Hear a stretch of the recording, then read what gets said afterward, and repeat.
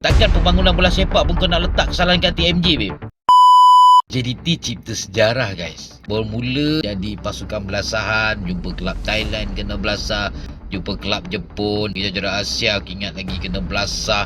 Dan hari ini JDT berjaya singkirkan 2 kelab Jepun untuk layak ke suku akhir. Wakil tunggal kelab Malaysia kutip AFC MA ranking. So, nak menafikan lagi, nak wujudkan lagi cerita-cerita tak ada anak jati, tak ada pemain tempatan. Hey, takkan ketandusan pemain tempatan nak salahkan TMJ.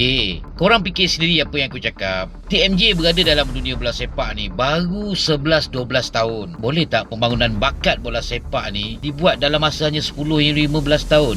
Jepun melalui proses pembangunan bakat bola sepak, kalau kau nak tahu, 35 tahun. Hari ni kita tengok semua kelab-kelab dia, boleh kata 95% pemain tempatan. Sebab dia dah buat proses pembangunan akar umbi bakat bola sepak negara dia.